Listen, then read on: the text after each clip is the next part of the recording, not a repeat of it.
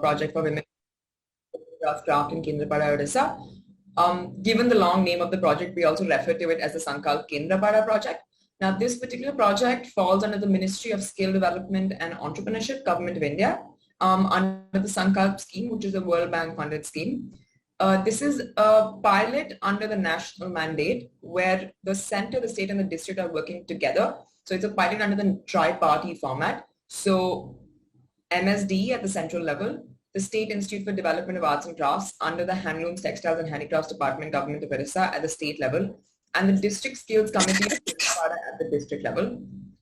I'll start off with just the project deliverables. On the left of the screen, there are 4 forms of skilling that you'll see. We have craft skilling, soft skilling, design and quality, and entrepreneurship skilling. On the right of the screen, we have 4 forms of intervention.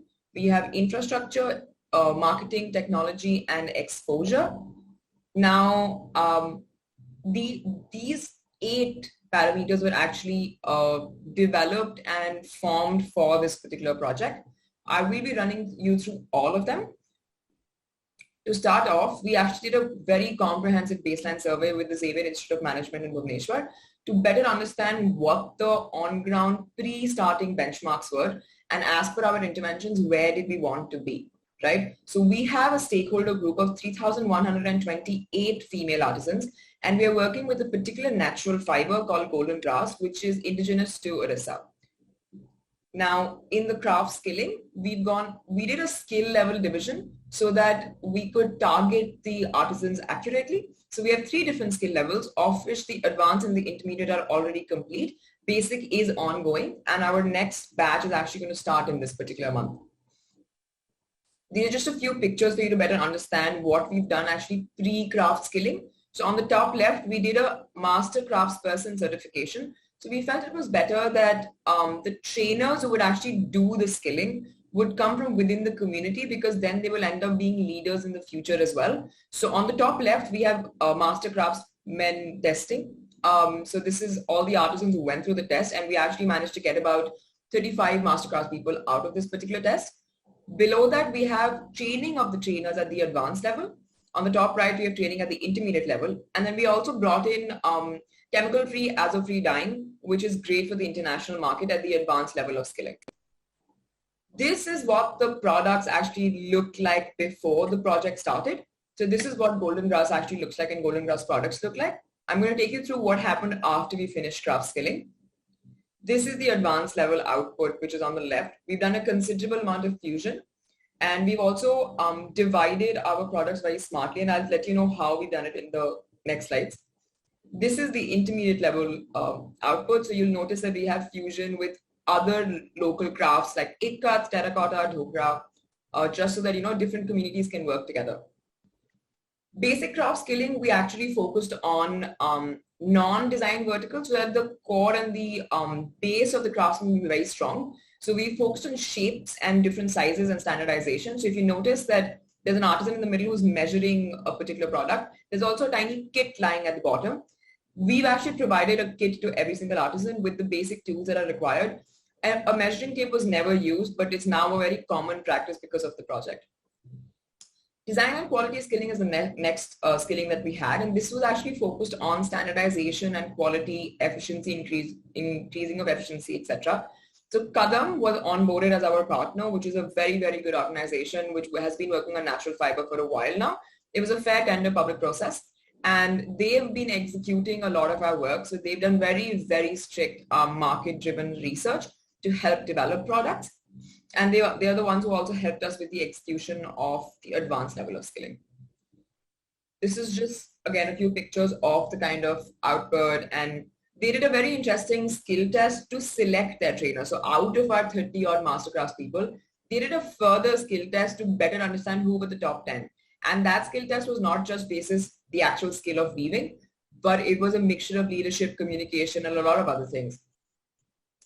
Next, we have soft skilling. So as part of the project, we have not only kept it to just maybe the core skilling that's required for the betterment of that particular craft for the women, or something that they're used to, but something that they'll definitely need in the future. So internal community building is what we did at the beginning of the project, which was in November, December 2020.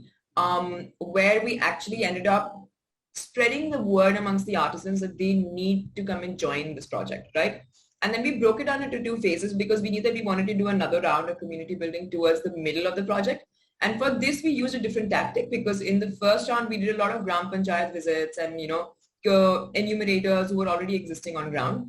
We actually ended up setting up our own set of mobilizers at the beginning of this year. So we have 14 mobilizers across these 14 subclusters that we've created out of the 35 villages that we work in. And they have been a very strong plus point for us because they've become touch points on ground. And their numbers are there on flex banners across the villages. So people are always calling them up and saying, we want to be part of the project. They have doubts. It's very interesting. We also have workshops that we have for smaller skill sets, which otherwise don't get looked at, but are very, very important. And they really need to be focused on. So the first one that we did, okay, so this is actually another picture of the community mobilization. Just the first set happening on the left and then the mobilizers being onboarded on the right. So this is the conscious production workshop. Now, given that the material that we use is inherently sustainable because it's a locally grown grass, which is actually wild. It's wild growth. It's not economic growth. So we've noticed that some of the artisans, they tend to mix in chemical elements and they're actually taking away within the USPs of the craft. So we did a very interesting workshop with the School of Sustainability and took them through the sustainable development goals and the need to keep the USP of sustainability intact and just the carbon footprint, the green nature of the craft, etc. We also did a brand feedback and interaction workshop where we actually had 6 different brands from across the country come down and interact with the artisans for them to better understand what is it that brands require. Because artisans are actually one end of the value chain and they don't have a good understanding of what's actually going on the market and consumer front. So this was done and we had very, very interesting takeaways from this workshop. We had artisans who actually, started thinking of brand names on their own, understood how they play a crucial yet maybe not the most important role in the sale value chain of a particular product.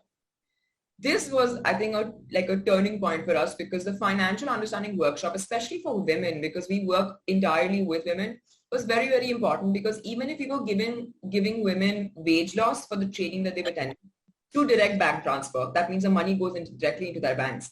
A lot of them were not comfortable even withdrawing their money and they were not even utilizing it. We did have some women who did very interesting things like pay for education, but a lot of them weren't even withdrawing money. So we did an entire round of workshops where we talked them through basic banking systems, GST and taxation, which is something that a lot of people don't understand.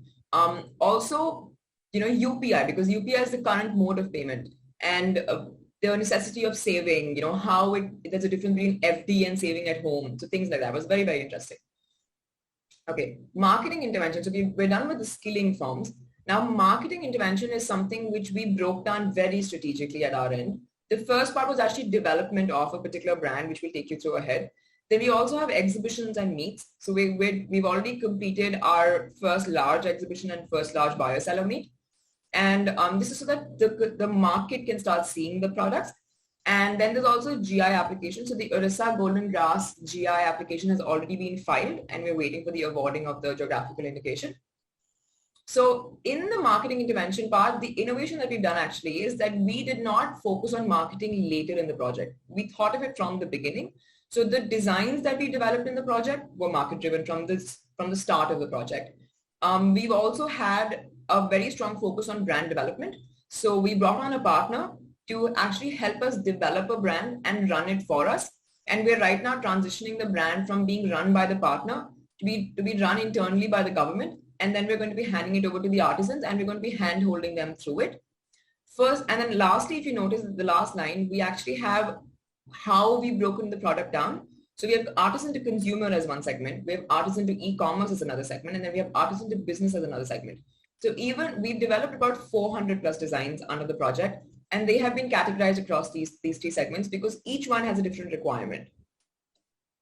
These are just a few pictures of the brand that has been developed and just the social media page. The brand went online on social media on the 1st of January this year. And we actually did a lot of awareness around the material of the craft, the women, and now we're very product driven actually. Exposure is another very key aspect of the project. We have multiple types of exposure that we have under the project. we've already completed the first one, which is retail exposure.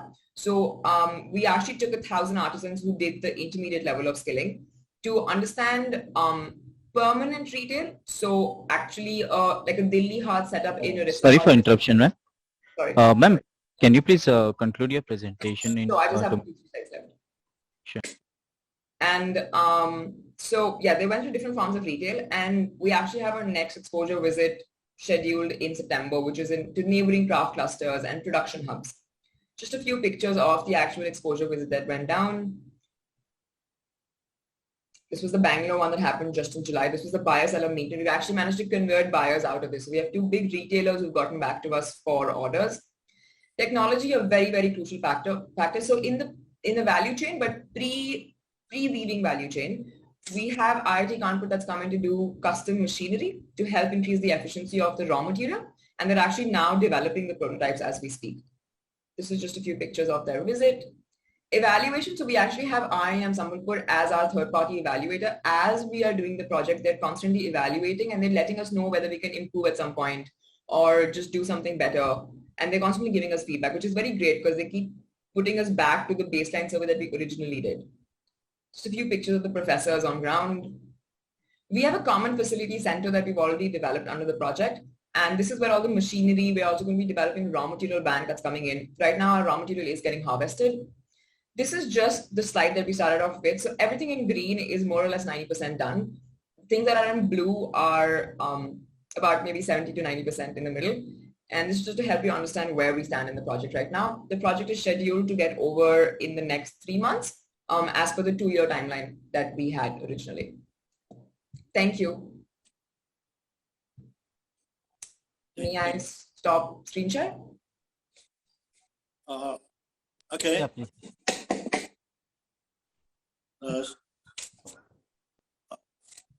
Well, yeah, it's excellent work that you have built up on the traditional craft that existed earlier. In fact, this golden grass was very popular in Odisha, and it was used at domestic level in different forms, but not to the extent that you have promoted. It's an excellent job that especially the potentiality of it you have located, and you have gone scientifically step by step from baseline survey to training and enriching the skill part of it, and ultimately providing value addition to the product and marketing. Now, see, ultimately we do all these things to see some social and economic transformation and improvement that is come through. Yes, sir. So now, if we have to capture and project that this is the outcome that we have intended to do and we have achieved. So in terms of economic gain as to how much the persons who are involved in this craft have registered, improvement in their income generation. So that is one part of it. Second part is this particular craft is traditionally attached to certain communities, traditionally, okay? Now it is open for many, must be joining. And there must be some interesting challenges you must be facing because divergence getting into it. Yeah. So if you can elaborate on that, that will be very interesting. Okay, so to answer your first point, I'll actually give you a few data points. So when we started the project, we had 3 different economic points of income. So we had one group, which was the largest group, which actually fell between 1,000 rupees to 3,000 rupees a month. We had another group that fell between 2,500 to about 5,000, which was again a large number. And we lastly had 2 smaller groups, one which say fell between the 5,000 to 10,000 range. And then we had the 15 to 25 range. Right? Now the 15 to 25 range was literally just maybe like 5 people in the entire community who were actually the front runners in terms of being producer group heads. So they were doing a lot of the exhibitions and they were going out into the market. So they had a profit take home, right? So that's how they were generating a higher amount of money. The rest of the people were artisans who were working under them. So if there were artisans who were being able to give extra time, then they were falling between the 7 to 10,000 range, right? Now, the number of mastercrafts people in the community were restricted to just about 6 before the project started. And they are the ones who actually fell between the 7 to 10,000 category. Now, under the project, we at the moment have 36 new masterclass people. So that's 36 plus 6 of the older ones. We've just gone through another masterclass person certification where we have approximately between 50 and 60 more coming in, right? So these are people who managed to reach a certain level of skill. So now that we've reached this level, if we look at just the income that we've given them for the skilling that they've taken, the benchmark, the lowest that anybody is getting is 3,000 rupees. Right? So when we increase the benchmark from where they were originally at 1,000. Next, we have seen a drastic change for the masterclass people because 3,000 per month. 3,000 per month, right? They were originally at 1,000 a month. So now they're at 3,000 a month. Then we also have masterclass people who actually just fulfilled 2 orders of 2,250 pieces. And over here, they've actually managed to not only take home. So hypothetically, say if a product is for 10 rupees, right? They are getting the 10 rupees for the development of the product. And then they're also getting 10% off those 10 rupees for the managing of the product. So we have an entirely new group of about 35 to 50 people who have started generating profit now, who were never generating profit, right? So they've entered a new economic dynamic because now they're the ones coming out and attending exhibitions. So economically, we've taken the benchmark 2,000 rupees up and we've taken it up to about 10,000 rupees in the general number. So we've increased the number of people getting that money a lot more. And now that we're in the production stage of the project, we are sitting on production orders worth 10 lakhs right now. And that's all going to go out into the community. And this is a lot more than they would have otherwise received. No, how many hours they put in a day? And electrician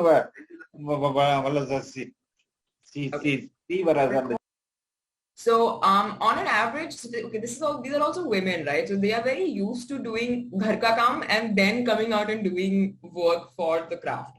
What we've done to change that is that we insisted that all of our skilling takes place in public buildings only. So we used Anganwadis, schools to create a disciplined environment for them to actually have to step out of the house and come out elsewhere and work. So even our production centers are outside their house now. So they have to compulsorily work between 4 to 5 hours every day or whichever day they manage to come out for production. And all of the products that we've actually developed, we've broken it down into man hours. And we've done the calculation for the man hours for each product. So imagine if a person is making a box and otherwise they were getting a standard, maybe like 50 rupees a box, right? Just because that was the going norm in the community. Now, if that particular box takes them 5 hours to make, even if they input those 5 hours, say across 3 days, right? There's a certain amount of money that has been given to a per hour. There's a per hour valuation. So they'll get that into the number of hours required for that box. No, related to that, just I have to butt in here. Sorry for that. See, now since a person puts around 4 to 5 hours a day, and half the day almost, or more than that, and on an average, one earns around 100 rupees. Okay. And now, do you feel it is justifiable? Second thing is that you see, how is the raw materials collected? What is the process of collecting, storing, and processing? Okay. So in terms of the 100 rupees a day, that's actually changing now because one would imagine 100 rupees for 8 hours because we are used to 8-hour work days, right? Right now, the artisans are going from 2 to 3 hour work days to 4 to 5 hour work days. Let's take in the labor ministry standards of, take that. That is our base. It's the daily wage, not what traditional exists. Exactly. So if you actually go around to the labor ministry, then it's 8 hours plus 1 hour for lunch, which is 9 hours. And so they have unskilled, semi-skilled, and fully skilled, right? So their unskilled segment takes home, I think, I guess Orissa government has 400 rupees per day, isn't it? 412 rupees or something like that. But now the point is that will fall under for like an unskilled, semi-skilled section. Now we have given these artisans a considerable amount of skilling, right? So we don't want to put them into the unskilled section. But if we put them into the higher segment, then the calculation for the product becomes very different, right? And how will that product be perceived in the market? So it's a very sticky, thin line that we're treading right now. So we're actually going to what our department follows in terms of wage laws for the highest category of artisan, right? And that's how we've done our man-hour calculation. And when we actually went back and checked with the artisan and checked with also our partners to understand what kind of feedback we're getting from the market, that calculation worked out for us. Moving to your second point though, of the raw material, this is a naturally grown thing. So it's not something that's economically grown. Every year they have a 1.5 month period after the rains, which is basically August and up to mid-September, where they harvest their grass. traditionally they have been storing the grass in their houses, and they've really been exposing it to all sorts of externalities, be it weather, be it smoke of cooking, be it insects, rats, all of that.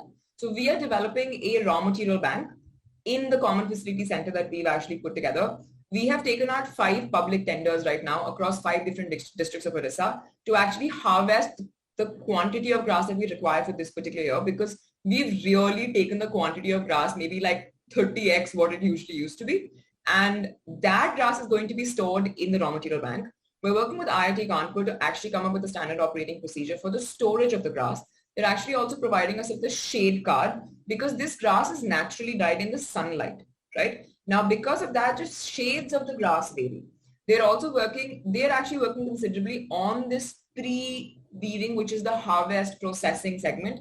So we're looking at machines for drying, for cover removal, for the splitting of the grass, which really causes a lot of issues in efficiency, and also the segmentation and the grading of the grass. So the grass is different girths, right? Something will be 1 mm, something will be point something mm.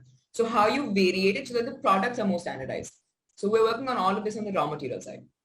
And quite a few of these women traditionally belong to scheduled caste communities, if I'm not wrong. Yes, now though it's changed up a little bit, because we do have... My point is somewhere else I'm driving. Yeah. They are majority from the scheduled caste community. There are a good amount of resources available from various sectors, including the small craft industry, to maximize their contribution in scheduled caste subplan. Are you utilizing that? Not yet, sir, because we are already pre-funded under this particular project. However, we've already started reaching out to the agriculture department, to the to ORMAS, which is the rural marketing department, to the tribal department, to the women and child development department, to understand what we can do after this project ends. Okay, thank you. Thank you. Good. You're using the grass which is grown naturally. Yes, ma'am. So there is a limited source. Actually, there's an unlimited source right now. No, but if you're improving technology, using technology and improving it better, more, and you are getting more and more, there is no way you can increase the input, right? The raw material. Sure. So are you giving some alternative sources of income for these people who are training on this grass making articrafts and all that? Okay, so ma'am, we're doing 2 things to combat this issue. One is that right now the amount of raw material that's actually available. So a very key important factor to understand about this particular grass is that this grass is actually plays a very strong ecological role, which is why it's abundantly available, because the roots of this grass hold soil together. So soil erosion and soil conservation go hand in hand with this particular grass. So you'll actually find the grass on the corners of any swampy area. So any marshy area, this grass comes up on its own. And it's seen across a lot of, like, Indian subcontinent in general, you see a lot of this grass being now used, actually grown for this purpose. However, in Kendrapara and the rest of Orissa, this grass is wild growth. They have not been able to maximize the utilization of the amount of grass that's available today. So they do have a certain amount to go. No, that is true. I agree all that. But point is, when you are using technology for, see, previously they had to store them, dry them in the sun, which is limited, and all kind of things will happen to them. Now you are using technology. Yes, ma'am.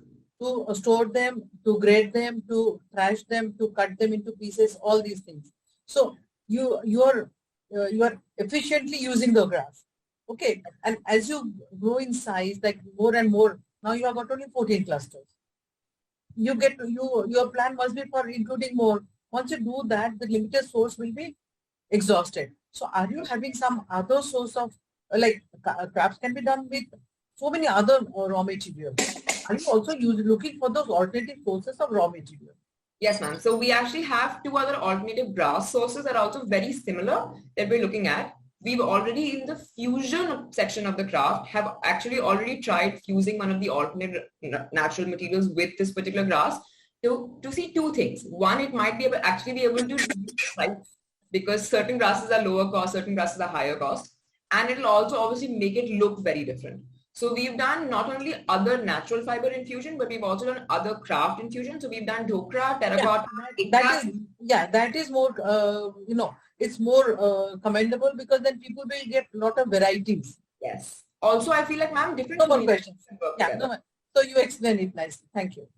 Thank you. Now, a last question of mine. You see, now you have mentioned that you have other grass also that you have available in Mayurvand where you make furnitures as well. So now you are supplemented and combined with bell metal crop. With That is do crop. Okay. So now, if you take these occupations are very traditional. It's locally household based because I have worked on bell metal elsewhere and also Mayurvand the grass. So these works are in a organized in a particular synchronized way with the agricultural cycle.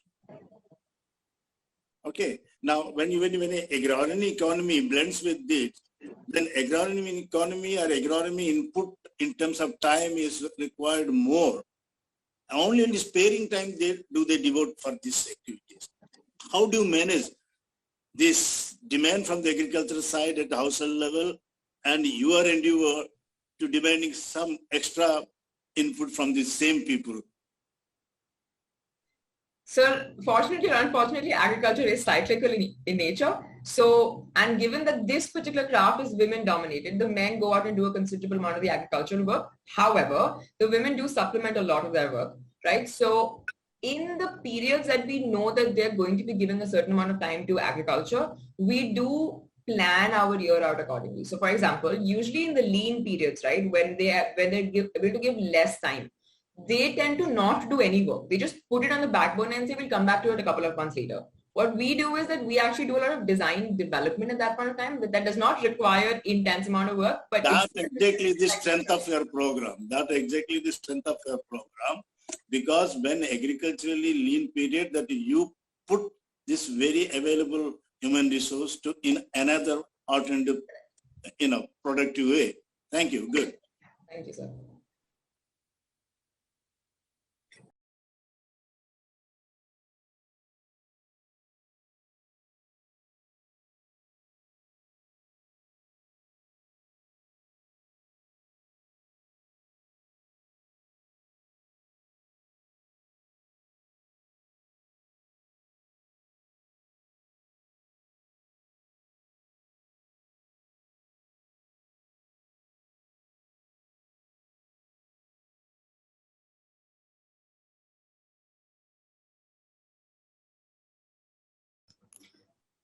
Thank you all. Myself, Munesh Lamba, Deputy Director in IT Department, Government of Rajasthan. Today, I'm going to discuss about the State Recruitment Portal. This is a single platform solution for all the candidates and departments. So before going to the project presentation, I would like to focus your attention on the problems which we have faced before implementing this project. See, earlier candidates need to visit various department websites to know about new recruitments published by government. Because earlier what was happening is like, if a department is publishing a recruitment, they'll have their own website, there they'll be publishing. So in that case, many of students will not come to know whether a new recruitment is published or not. So they were not able to apply for all the recruitments.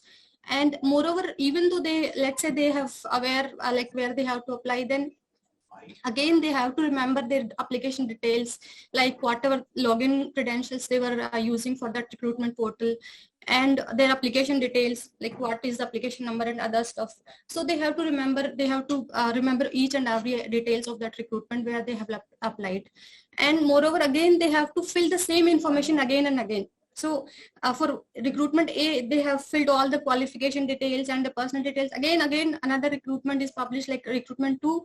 There also they have to fill each and every information again and again. So it was like time-taking and time-taking process. So to overcome all this, we have introduced our state recruitment portal. So this portal is like a single platform solution for all the candidates, recruiting bodies like RPSCs or RSSB board, government departments, and coordinators and administrators.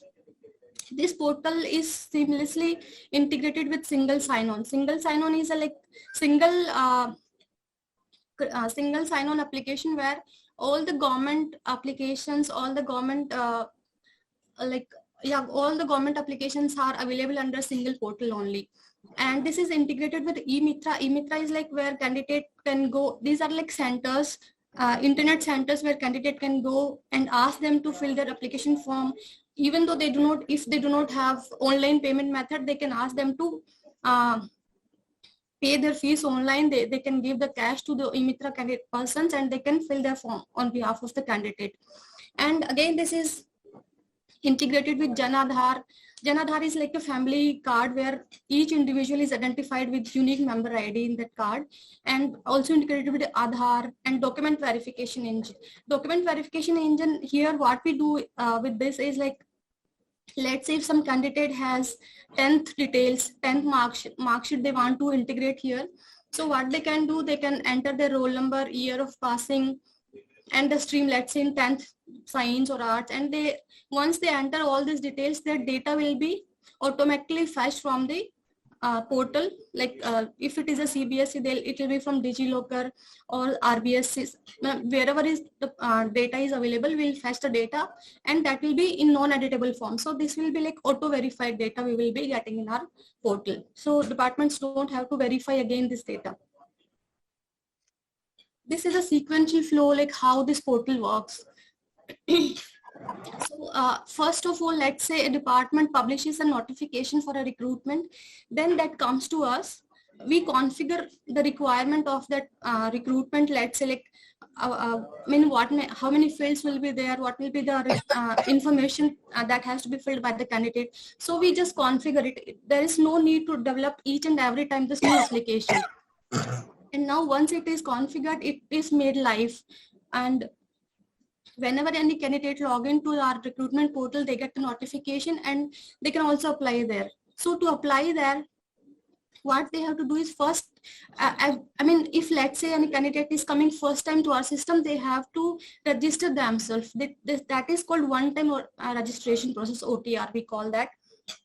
So in this, what we have done is like we have integrated this with Aadhaar or Jan Aadhaar or like their SSO profile. So once a candidate comes into our portal, we verify it and his details are logged with us. So that means once his profile is verified, he cannot edit his details again and again. So this removes the duplicacy of the application. See, earlier what candidates were doing, like they were applying for a single recruitment with multiple logins, so that they can appear in multiple places. So just to avoid that, we have introduced this OTR registration process. So once candidate fills all his personal details, he has to fill his educational details. And again, these educational details are integrated with the verification engine. So his qualification details are fetched from there, like in non-editable form. So this is like auto-verified data. And after this, the rest of the fields which are required for that recruitment, candidate can fill in. And once candidate fills all his information, this is saved for future use also. Let's say for first recruitment, he fills all the details. In next recruitment, he does not have to fill all these details. He has just to apply. And if any new information is asked there, then only he has to fill that information. So this is how a candidate can apply for a recruitment online. So once application are invited, after that department has to generate the roll number for all the candidates and they have to publish their admit cards. So again, this process is also automated. It is, there is no human intervention required for generation of roll number. Also, we have created a process where department itself can log into our portal and they can click on generate roll number, and the roll number is automatically get generated. And they can allocate the centers also to the candidates. And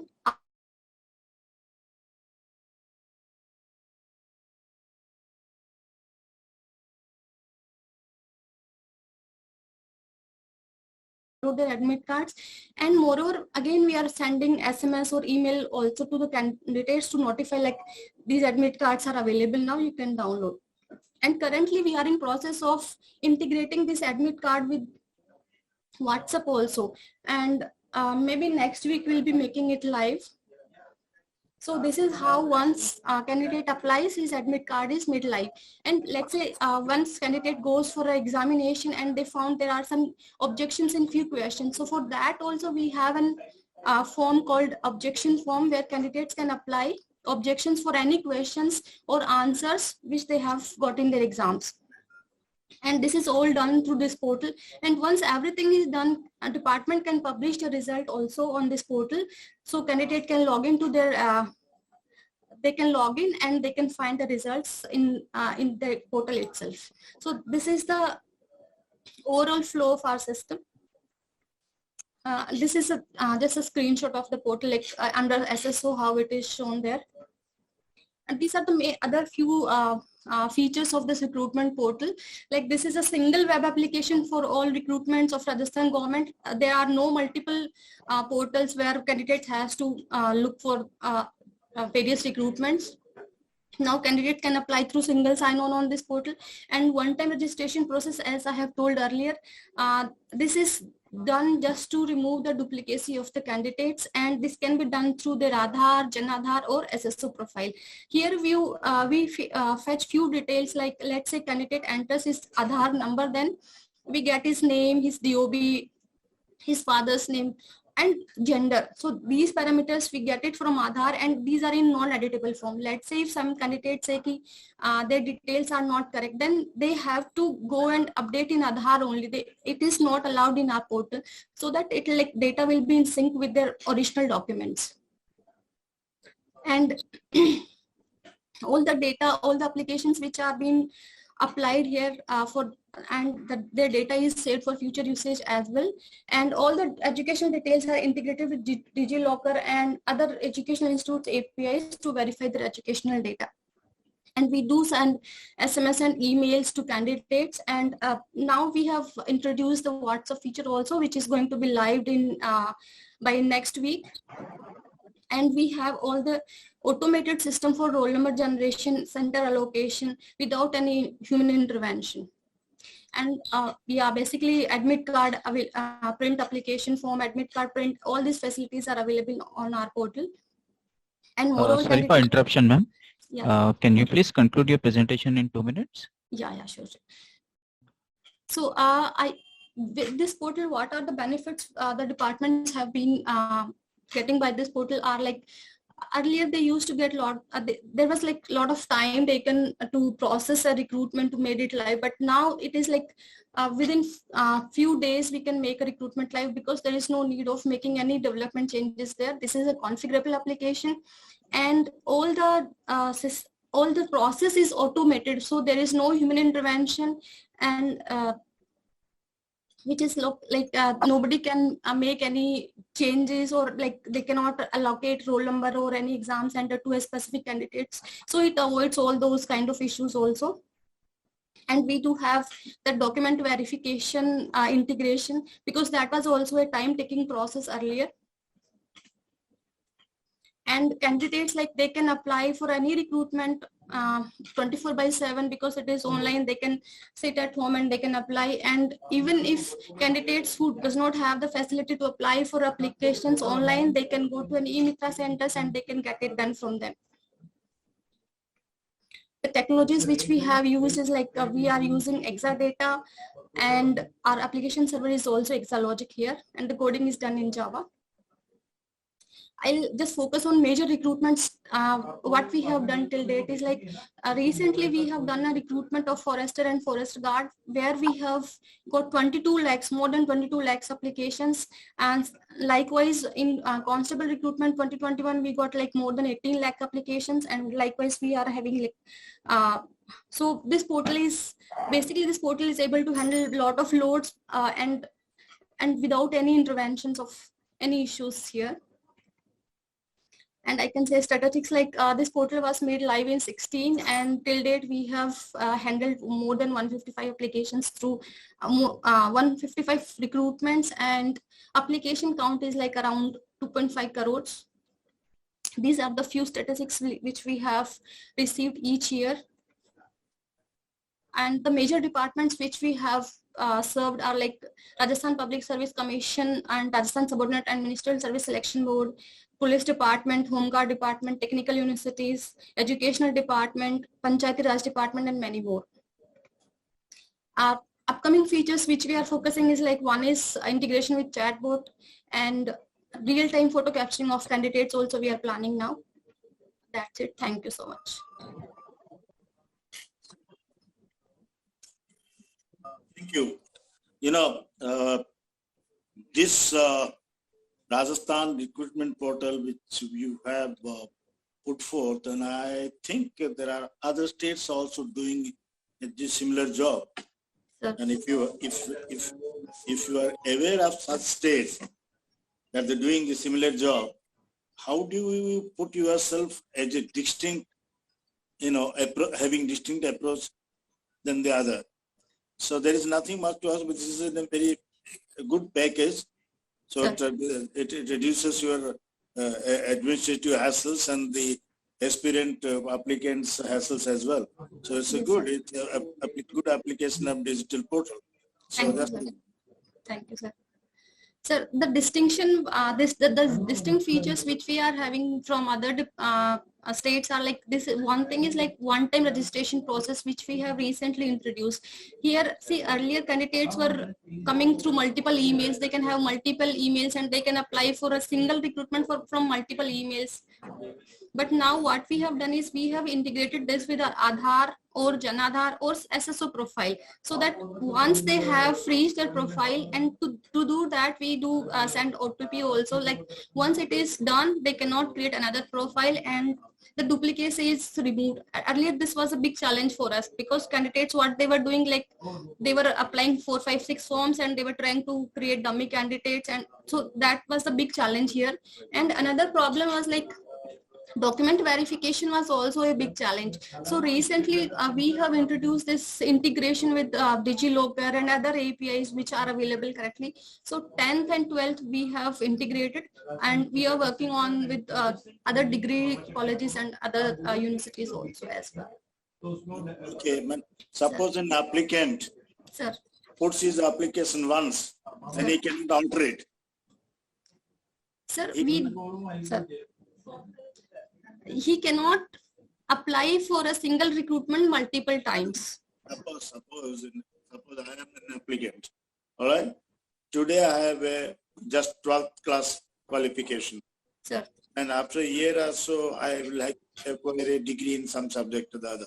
Yes, sir. If there is a scope that I amend my earlier application to reflect in my improved educational qualification. Definitely, sir. See, what we are, not enabling to candidate is like personal details like their name, their father's name, their DOB, and gender. These are the things which will never change.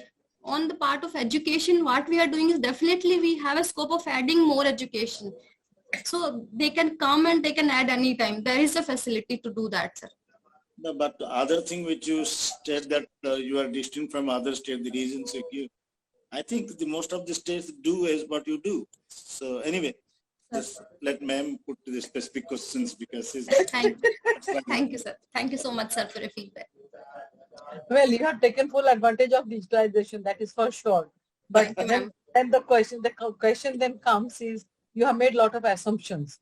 For example, when you are talking about authentication of your certificates and all that, you are assuming that the boards, CBSE and SSC or whatever, are already on the DigiLocker, or they have also digitized data.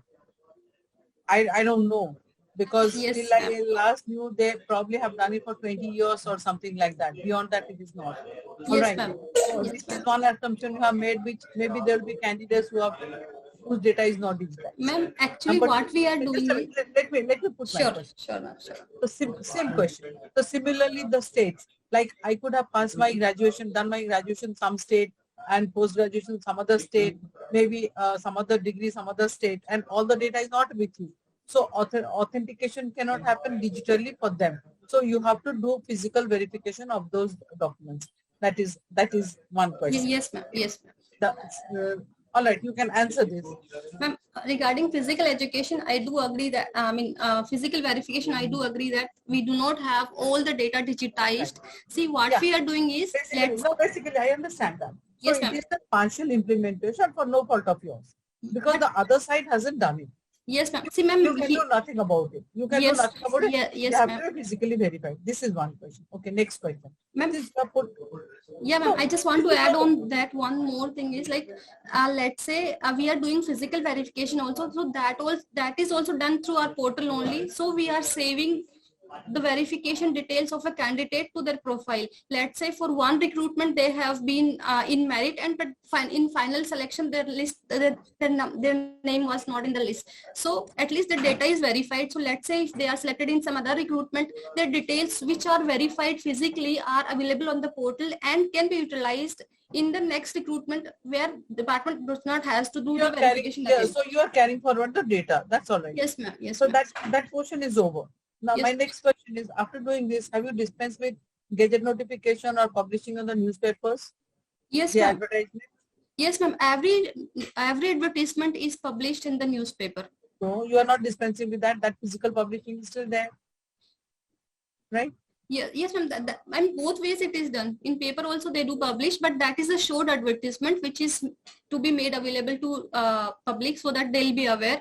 And moreover, we are sending notifications to emails.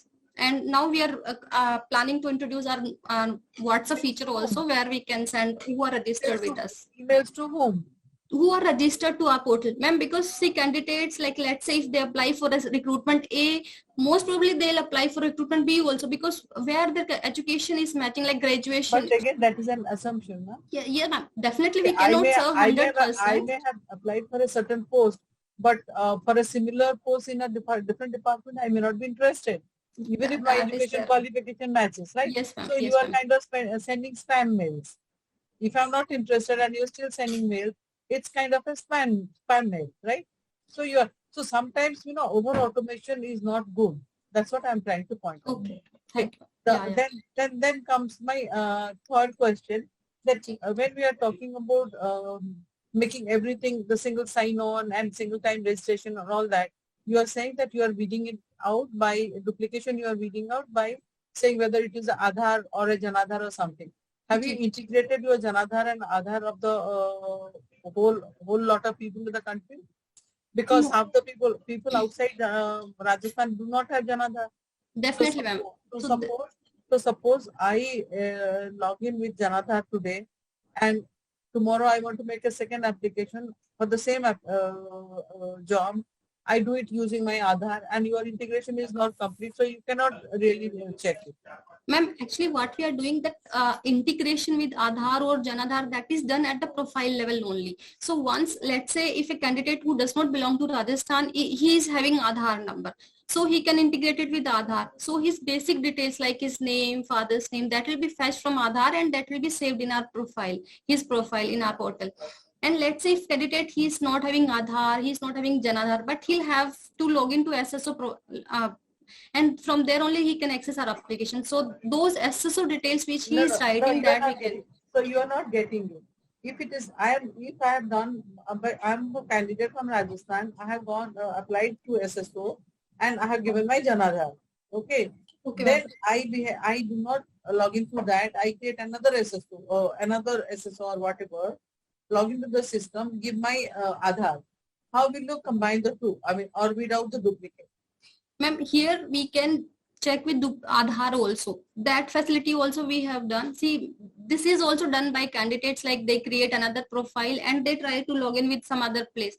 So if they provide their Aadhaar, definitely we do check with Aadhaar also. Otherwise we cannot do the checking. When I do Janadhar, I don't give my Aadhaar. I'm not mandated to give it. Yes, so I don't give my Aadhaar. And I log in through some other email. Yes, and give my Aadhaar. How will you duplicate? Find out that they are duplicates? Ma'am, actually in Jan Aadhaar we are using internally Aadhaar. So many times it happens like a member who is having Aadhaar, Jan Aadhaar, he may have Aadhaar also. So if he is having Aadhaar, then only we can do it. Otherwise we cannot do, ma'am. Yes, ma'am. That's my point. We cannot do without unique parameters. We cannot do that. That is the point I'm trying to say. What I'm saying is automating too much is also not correct, and also it may not be giving you correct, completely foolproof results. So these are the precautions. So what I'm saying is, you just put them into your risk, the factors of risk. When you do a risk analysis, these risks have to be put there somewhere in your assumption.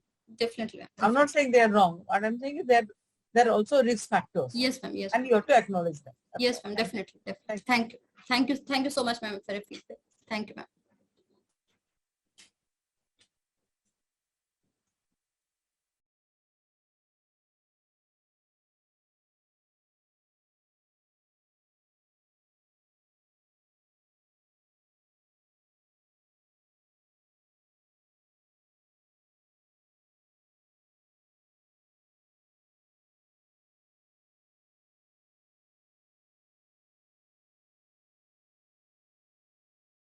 So the networking is the main objective here, and reaping benefits of networking is the main objective of farmer producer organizations.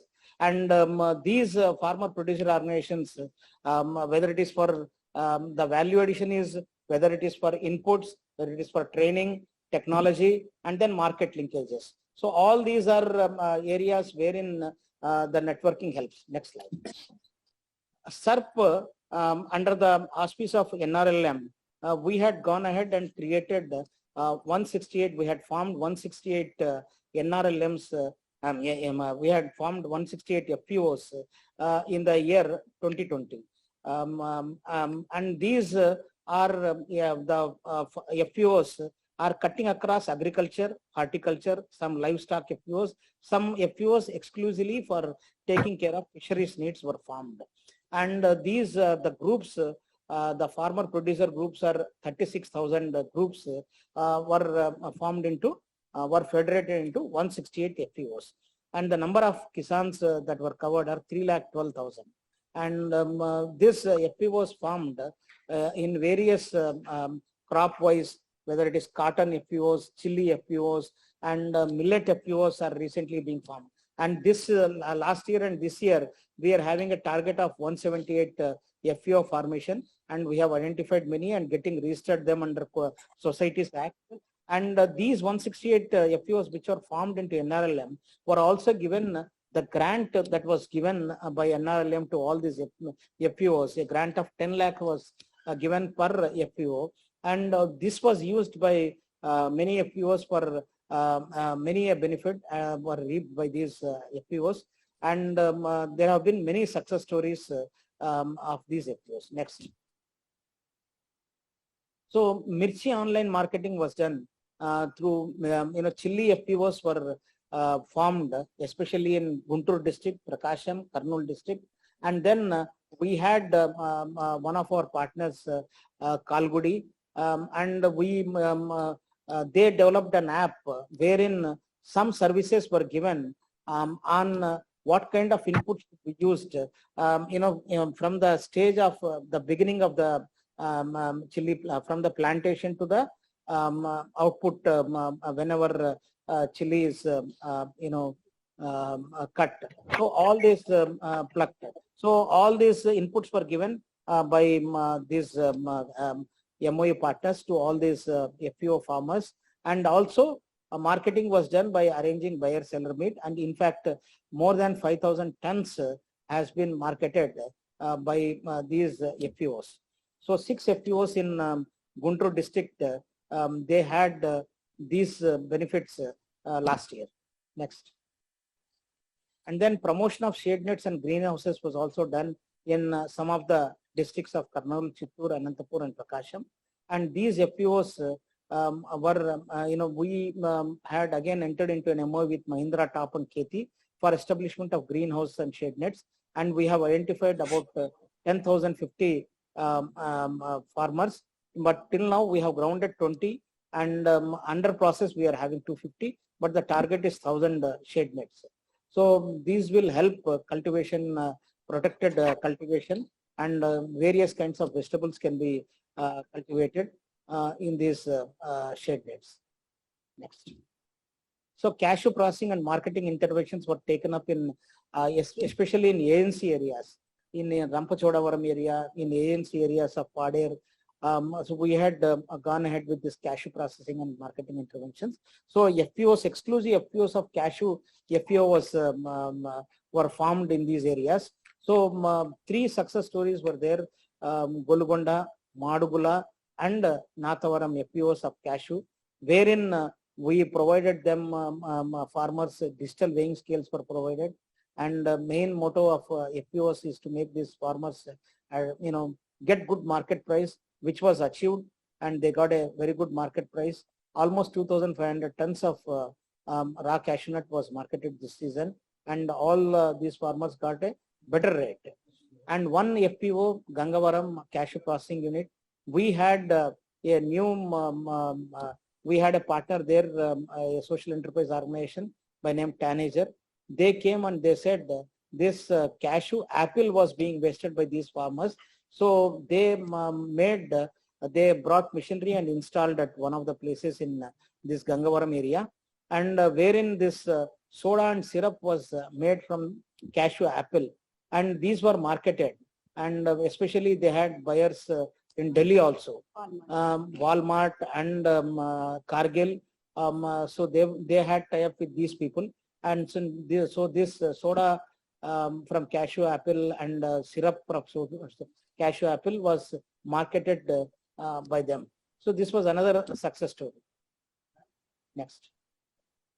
So this FPO in Sitampet, again a tribal area wherein we had pineapple interventions were made, and all these tribal areas, they stood to benefit from this formation of FPOs there. So FPO was involved in procurement and of pineapple from these FPG farmers, and then marketing was tie-ups were there with other districts also, and then the farmers got a better price. So this season FPO has marketed more than 150,000 roots. Next slide. So millets, as I was informing the learned judges in the earlier presentations, that millets, we are focusing on millets for the last 2 years. So this Gudibanda FPO has been a best practicing FPO, especially in millets. And from ICMR, they had brought procured quality seeds, and that subsidy was provided. Almost subsidy was around 20 rupees per kg. So that was extended in Jawar, and almost in mixed millets, it was 250 rupees subsidy was given. So all this was extended to the farmers, and this FPO also is doing quite well. So backyard poultry interventions have been made again in tribal areas, because they would have a lot of space. Here we have entered into an FPO with GVK and Heifer International, and as you can see, coops were constructed in these areas, and then one-day-old chicks were distributed to these beneficiaries there, and a lot of many of them have got good profits out of this, good income from these backyard interventions, backyard poultry interventions. Next. Then breeding rams, again ram lamb project we are taking up. So again this FPOs are also now we supplied them these rams from especially Prakasham and Guntur districts. These have been taken up. Next slide. Then some FPOs, especially from fisherman community, we had formed, and there have been success stories, especially in Srikakulam, Kavati area, and monthly they are able to make good money. Almost 30,000 is what they are earning now. So Moringa cultivation, of late Moringa has been in great demand. So therein again we are trying to cultivate Moringa, bring many acres, lot of land into Moringa cultivation. We are working in convergence with Narega department here, and many nurseries are raised, and individual farmers are also, we are motivating them. So almost now around 10,000 acres, that is around 4,000 hectares is already brought under cultivation, and then 1,884 acres has been identified. But apart from this FPO, entire state, we are about 10,000 acres is identified for Moringa cultivation. So this is from my side. You want to supplement? Imtiaz Saab, once Yes, again, I have to repeat myself. Yes, sir. Some of the activities also been included in some of the presentations you made earlier. Yes, Okay. Now, but it is a FPO oriented activity. Yes, sir. Okay.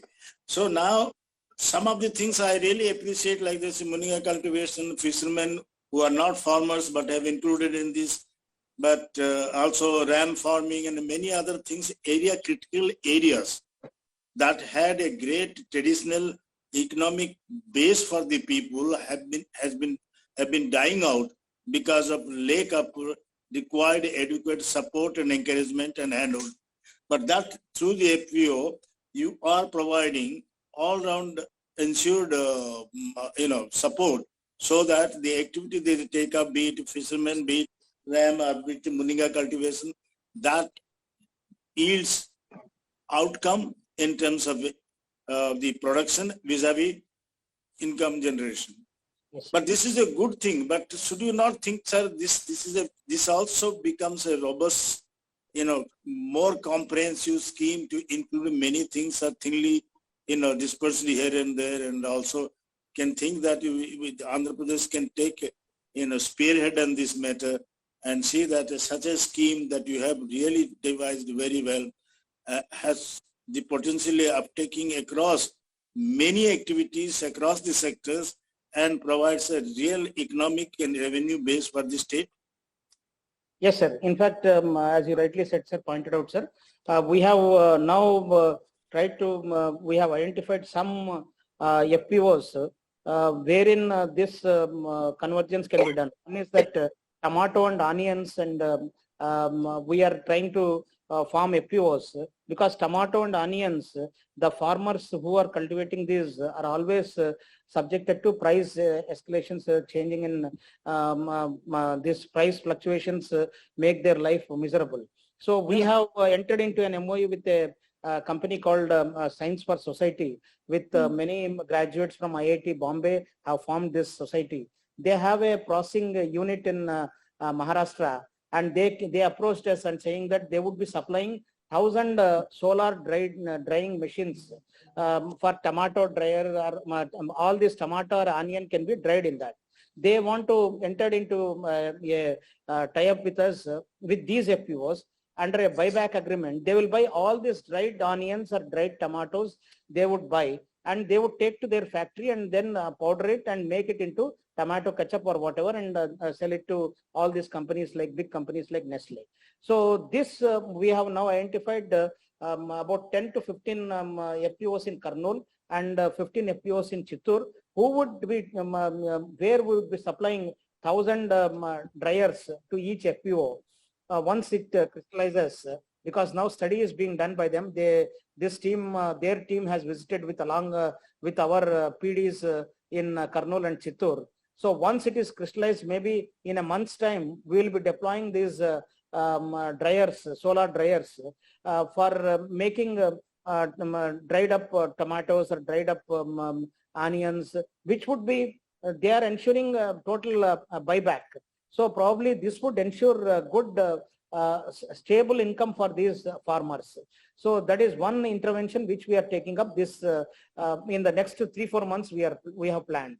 This is essentially for tomato and onion farmers.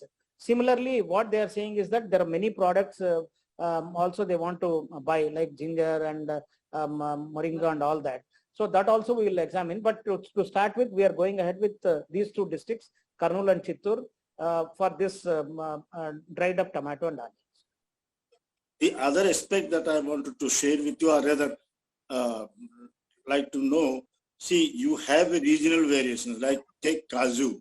Cashew which was originally domain of Srikakulam district, Yes. The coastal region, the Palasa, Kasubuka and all that. Now we have expanded through the GCC to Paderu, Rampachodavaram and Kumalakchi tribal areas. Yes. Now the production increases, and the Cashew is a very hardy plant, so it can survive any weather.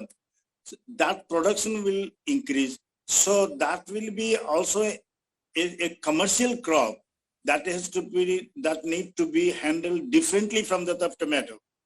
The commercial potentiality of crops should be identified. Similarly, fish, you have fish also, you can see that how can and preserve in so much production there, because we have the longest sea coastline. So our potentials are quite high. The farmers, if the fishermen have given some cooperative organization to make the surplus fish production, in canned and preserved and marketed, that will also go a long way. So, but essentially one has to see that what all the products that has a commercial viability that needs to be protected, what are the local needs serving purpose. If we can segregate these two differently, approach differently with cold storage and value addition, what have you. So that will go a long way, but I feel. Yes, sir. Yes, sir. So that different topographies, different crops, different needs, that we will definitely we will take care, sir. And that's where we are using, we are taking support of many NGOs or these MOU partners. Yeah, you are doing right thing.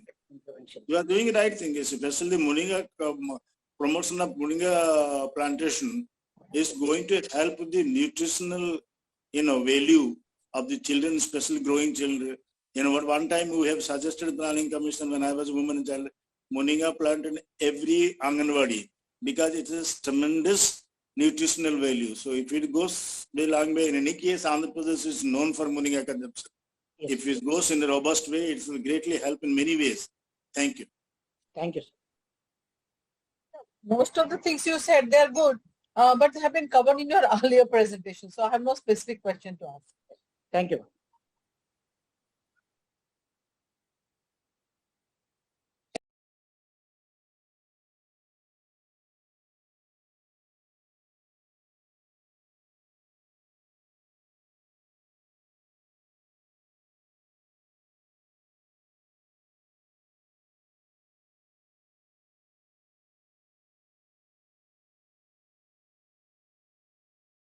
Office automation software, and let's have some slides on this.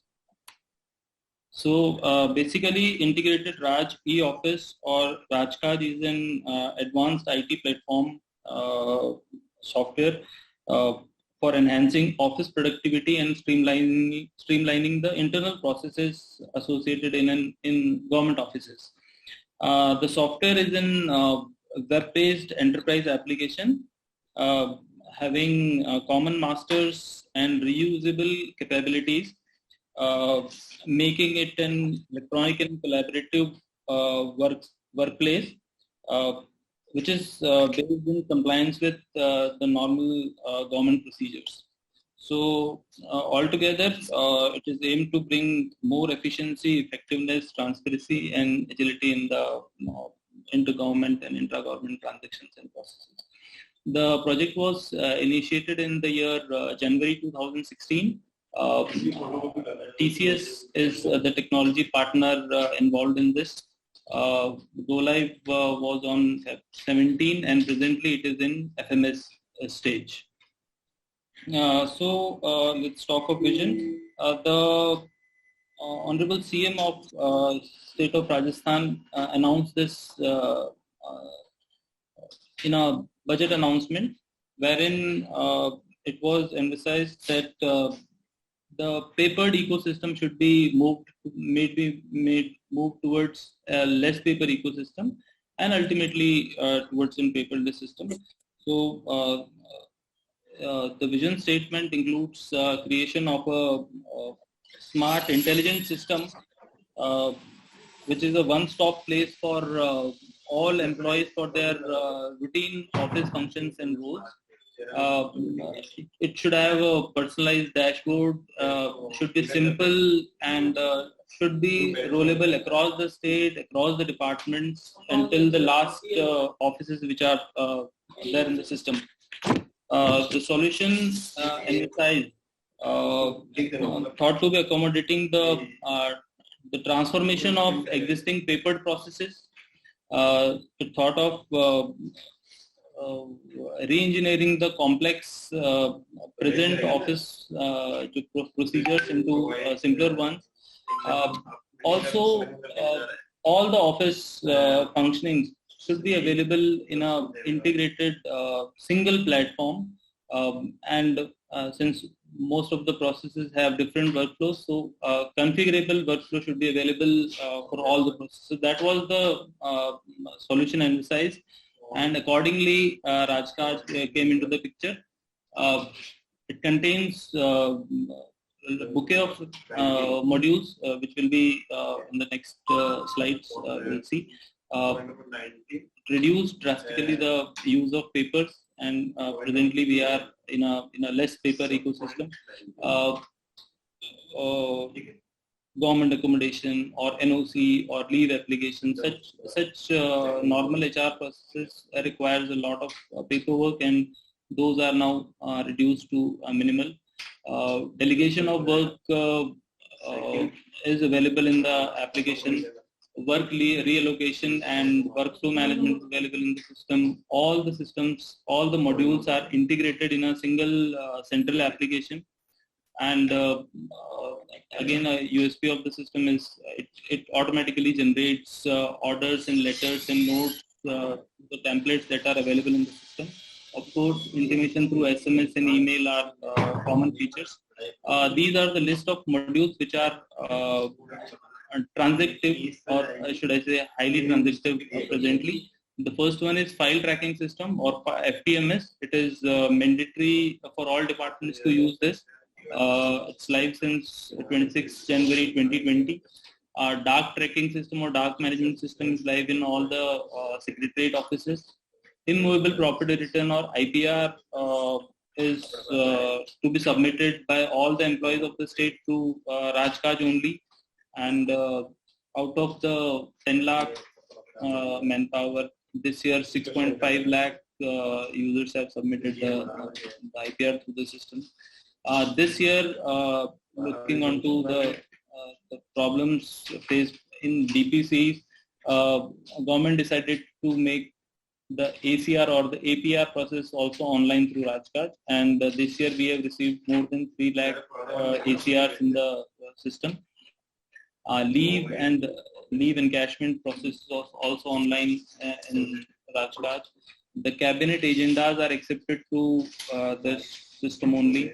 NOCs or no objection certificates for higher competitive exams or for foreign visits or visas and passport, all are to be applied through this system only. The government accommodations application and allotment, it is also made through this Rajkaj application only.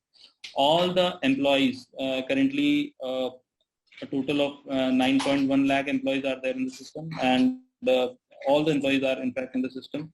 117,000 of gazetted employees and 793,000 of non-gazetted employees. A total of 9.10 lakh employees are there in the system.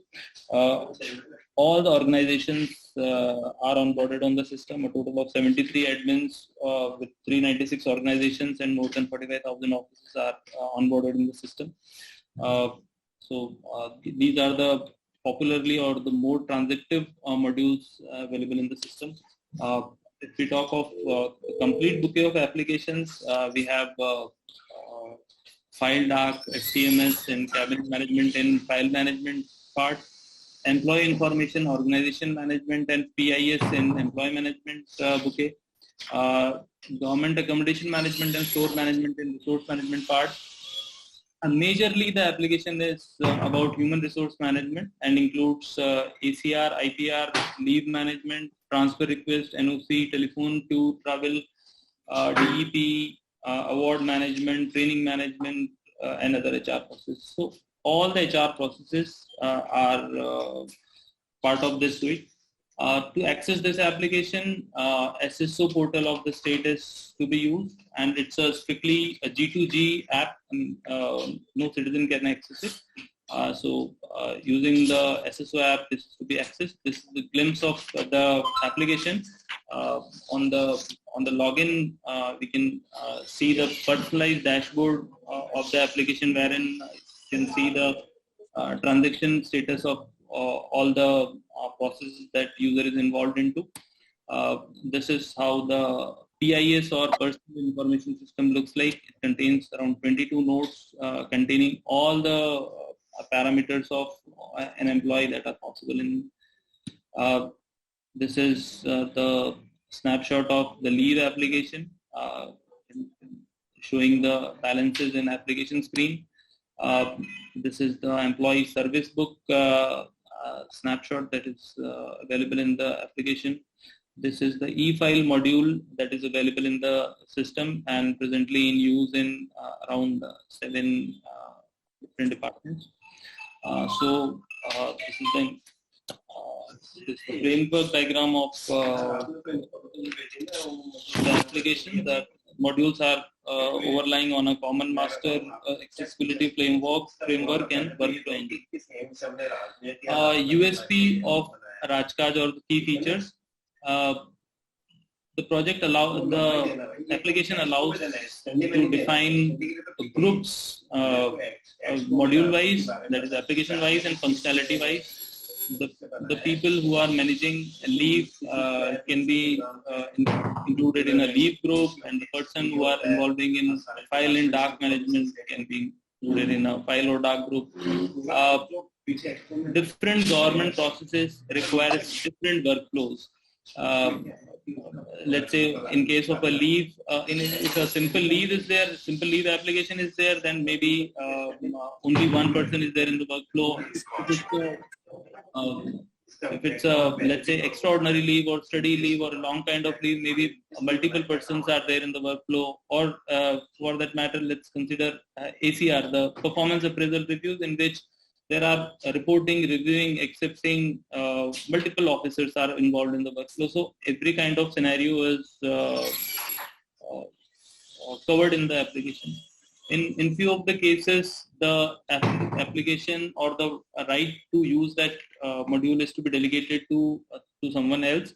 Let's say PA of an IAS or the PS of an IAS. So the delegation feature is also available. The application allows to generate templates that do department-wise and process-wise. As I have shown in the previous screen, it shows in personalized dashboards, which shows the information relevant to an individual. Last but not the least, I'll show the statistics that are presently transactive in the application. You can see that around just a second. So these are last 1 year transactions. You can see around 3.54 PARs, performance appraisal reviews, are recorded in the system. 6.76 lakhs of IPR are submitted in the system. A leave system, around 2.63 lakh transactions are done. Electronic file system and file tracking system is equally popular in the state. Other than this, the portal has specific videos and other circulars, relevant articles are also present. On way forward, we are planning to convert this application into a product. It will be a cloud-based application in which microservices will be available, and it will be a highly configurable and automated system, and surely will be a 100% paperless system. So this is the way forward of the application. I'm open for questions if any. Thank you, sir. Thank you. I don't have much to ask because this is already adopted by many states in a similar way, and benefits as usual are spelled out. They are there without any context on that. There's the only thing that the main points to be one could be derived overall is that it gives transparency, easy access, time saving, paper saving, and administrative comfort.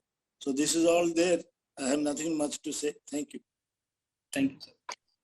Actually, I'm wondering, e-office in various forms is already operational in many states, probably since 2011 or 10 or something like that, mandated by Department of Personnel or other public DAPRG. Yes. So how this is different from that what mandated by DAPRG? Yes, ma'am. I was expecting this question actually. Yeah, because this is the natural question, you know. Yes, ma'am.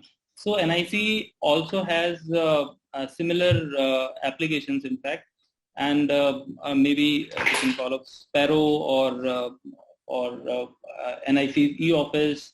But the problem we faced actually we used NIC's e-office also in the year 2011 to 2014 in the state of Rajasthan.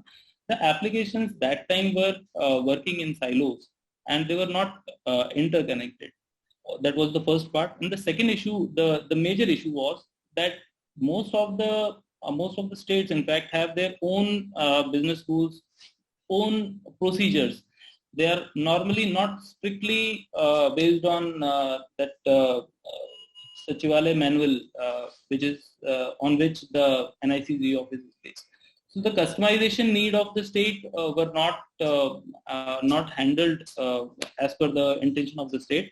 And secondly, the user management, the office management was also in the state. It is through single sign-on. So the user management, the office management, and the application management, the overall ecosystem is in the Rajkaj is in a central application is there, a central database is there, and effect of one user profile or office profile is reflected thoroughly in the whole ecosystem. So that was the biggest reason why the state government thought it has to be not to be continuing with NIC's office and moving towards a new thought. As per my understanding, single sign-on is the first thing which was implemented by NIC probably last 5 years or so. When you developed sometime in 2017. Yes, when you got it. Yes, ma'am. So did you start with single sign-on in the first place? But that is beside the point. The whole point is, have you got any advantageous features in your system which is not there being used by, I'm not saying whether developed by NIC or anybody else. It is developed by some vendor. Okay. Anchored by NIC, mandated by DAPRG. Let's look at the big picture. And about 17 to 20 states are already using it. So what is the advantage of your spending money, time for redoing the same thing? That's the single question.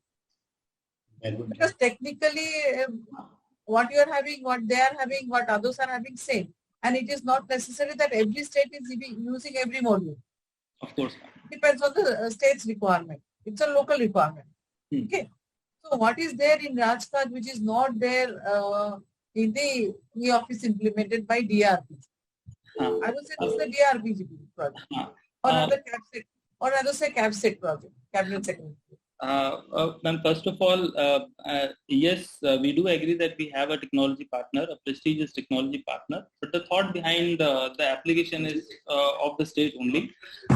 Secondly, talking of the key features of the application, few of the things are there in the system. And yes, NIC has also lately incorporated these features in their application also. But at that time, what we thought are the key features presently available in the system are, first is manageable workflow. So in let's say in ACR, we need to have a reporting, we need to send the file to reporting officer, then reviewing, and then to accepting. So in this workflow, there are 3 officers.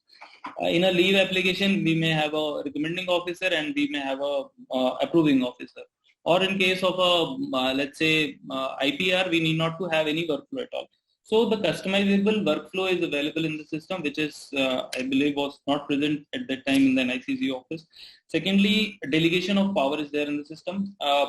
In some cases, wherein the task is to be executed by someone else. Let's say a file tracking system or FTMS is live in the system in the state, and let's say I'm sending a file to some IAS officer. The IAS officer need not to open the Rajkard system or the office system. This is a facility available in the system way back in 2013 or 14. Like the PA can look into this, and when the PA puts up a note and the officer has to send it, it is also tracked that the note is put up by the PA. So the file goes as the officer, but this feature is there. But let's not go to technicality. Basically, what I'm trying to say is this is a reinvention of the wheel without any additional features.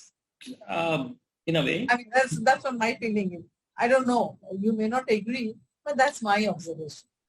Because in your presentation, I didn't find a single feature which you said is not available in e-office, which is the national level. Ma'am, in a single liner, the whole bouquet of modules are available in a single ecosystem, available in a single login, and role-based access is there, and a user can do the office proceedings or his HR functionings in a single central application. It's there. If you look into e-office, it's there. And every other states are using it. So let's not argue on the point. You have done good job and well done. Implementation is difficult. Software, if you look at it, the software is not important. Yes. It can be developed by anybody and anywhere. It is the implementation which is important. You have done a good job in implementation. Thank you. Yes, ma'am. I do agree that implementation is challenging. However, we have done a good job, I guess. Thank you, ma'am. Thank you for the feedback.